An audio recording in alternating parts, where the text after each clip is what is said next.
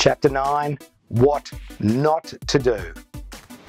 There's a number of things that you can do which will let yourself down. Now, I'm going to talk you through these so that you get a full understanding of the places you shouldn't go, the things that you shouldn't discuss, and the things that you should never bring up when asking for a promotion. So the first thing you don't do, you don't seem weak. Never share your weaknesses with your work friends. People need to follow a confident leader. If they're not sure that you can do the job, it'll be because you're not sure that you can do the job. So if you have any concerns about that, keep them to yourself, okay? Don't come from a position of weakness. Another thing you should never do is never share really personal information about yourself with your work colleagues. Sure, it's all right for them to know what your hobbies are, what your interests are, you know, what your kids get up to and stuff like that. But you should never talk about your wealth, never talk about your belongings, never talk about your religious or your sexual preferences or details about your girlfriend or boyfriend or your husband or wife. Keep that to yourself, right? That's your private information and it's private information. When you are going for a promotion, right, and you're trying to act as though that you're ready for it, remember not to wear your heart on your sleeve. Try and be a poker face. If you get down in the doldrums or you get really emotional when good things happen, you can see it as being on an emotional roller coaster.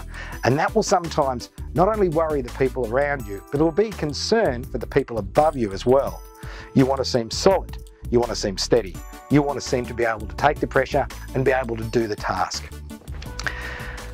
You've also got to remember that you should never think that you are entitled to a promotion. The worst thing you can do is when you go into your manager's office and you are 100% convinced that you've done the work and that you deserve it. Just because you've worked at the company maybe for a certain amount of years or you've finished a certain project, it doesn't mean that it's time for you to be promoted.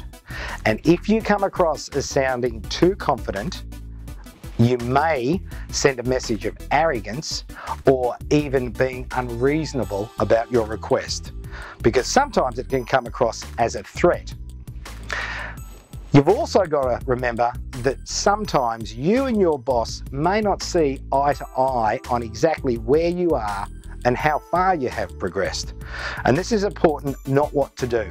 Instead of just telling them how good you are, you can constantly ask for feedback and get them to confirm that you actually have performed at the level that you think you have performed at and that it has impressed them. Sometimes when you ask for a promotion or you raise the subject, your boss may turn around and say, "Not yet, you're not ready." Once again, don't wear your heart on your sleeve, don't get all emotional about it, turn it into a learning lesson. Figure out what skills you don't have that they think you should have and how you can learn them. And at the same time, don't be closed-minded about this. If your boss thinks you're not really ready, ask, what else can you do? And then write it down.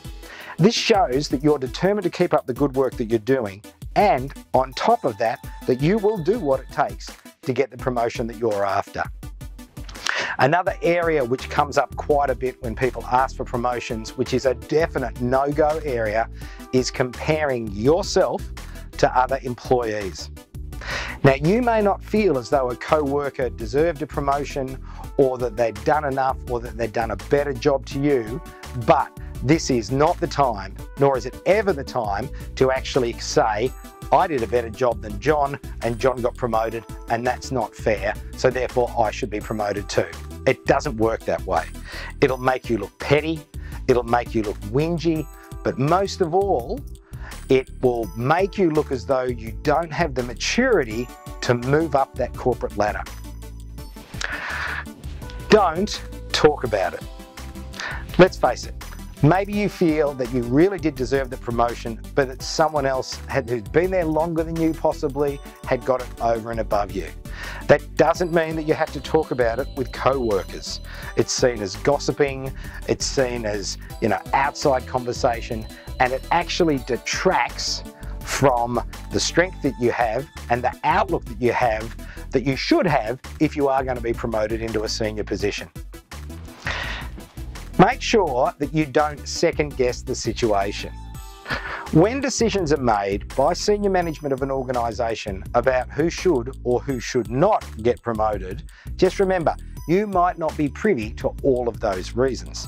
So don't second guess the situation. You will drive yourself crazy trying to figure out, doing the pros and cons, the ifs and buts and stuff like that. Ask for the reason, find out what you have to do, and then go and do it. And then finally, and this is probably the most important thing not to do, and that is do not make it personal. What I mean by that is don't bring up your personal situation. You might have taken on a bigger mortgage, you might have had another child, you might have done something that means you need more money and therefore you need a promotion to go along with it. This is not a good time. You should avoid talking about your personal situation and stick to talking about your professional situation. Because to make it perfectly clear, you are not going to be promoted because you've got a bigger mortgage. You're going to be promoted because you've done a really professional job, you're ready for the next step, and you can do the job that you're applying for. So, don't make it personal, keep it professional.